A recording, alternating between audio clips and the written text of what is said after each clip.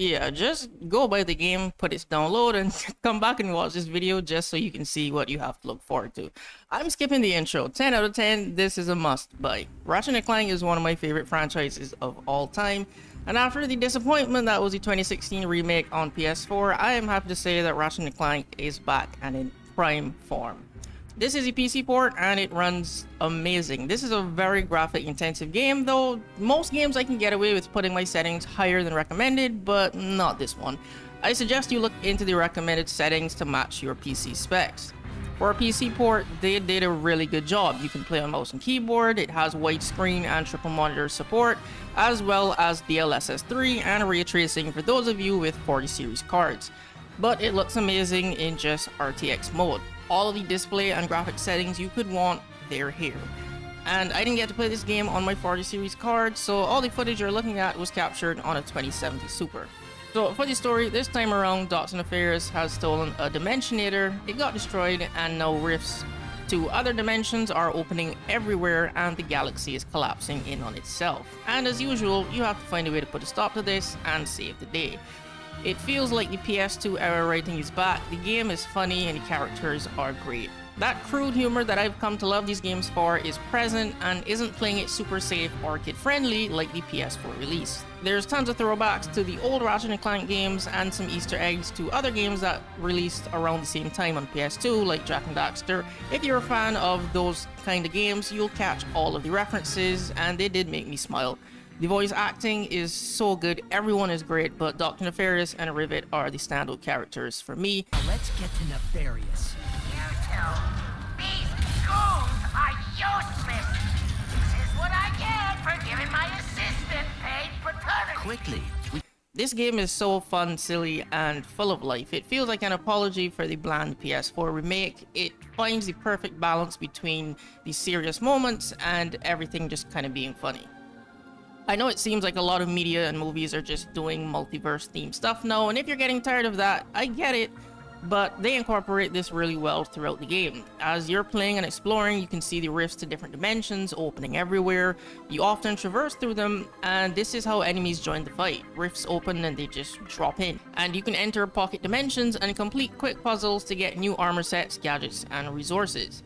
But the most fun thing is the new rift mechanic. During gunfights, you can tether to a rift quickly and seamlessly to get around arenas and reposition yourself to get out of danger or flank your enemies, or use them to find collectibles in hidden places. The gameplay loop is super fun. The usual slingshot and grind rail sections are here, but they added a whole new set of movement mechanics that elevates gameplay to new heights in the franchise. You can phase dash, catapult, the hover boots are back, but this time you can hover indefinitely and at super fast speeds.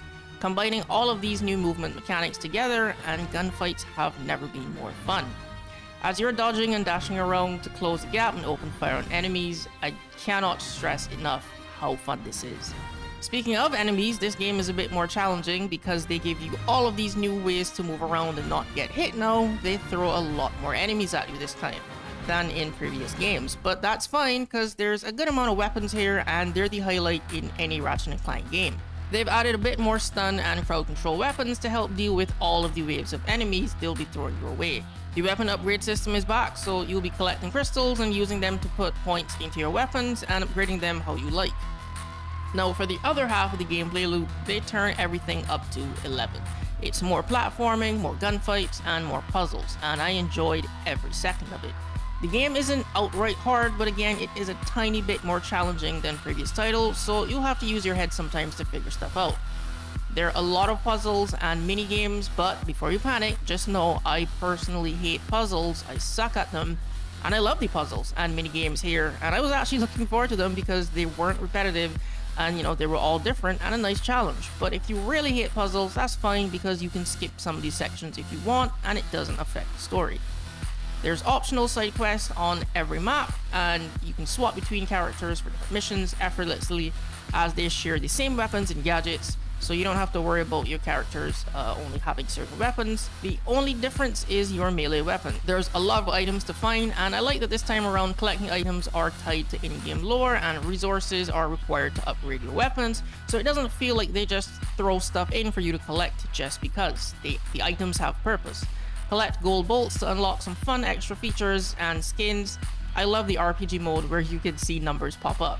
In terms of performance, like I said, this is a very graphic intensive game. I was running this on high for most of my playthrough, but I had to turn it down towards the latter half of the game because it was getting really chaotic and my PC just couldn't handle all of the effects on screen and started to stutter and get frame drops. I turned my settings down and it was fine.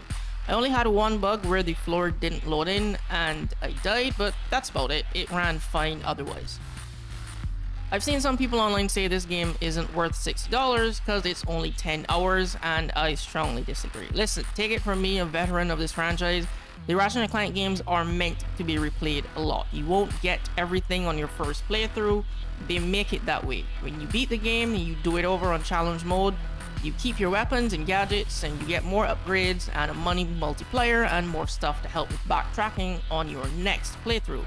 So it's not like 20 hours long because it's meant to be played over and over and over again. This took me 16 hours to beat, but that's because I was exploring and collecting everything for 100% completion. But even if you rush through this game, it is a very stacked 10 to 12 hours. There's not much downtime, they keep the action going, and a lot is constantly happening, and I think the game ended when it needed to and didn't overstay its welcome. So, final thoughts, I can't recommend this game enough. It's a 10 out of 10 for me. I was super disappointed with the last game. I've waited a really long time for this, and it exceeded all of my expectations. I don't know if we'll get another game, but as a long-time Ratchet and Clank fan who's been playing these games for 20 years, if we never get another game in the franchise, I think this was a perfect game to stop at. But that's all for this review. Thanks for watching, and I'll see you in the next video.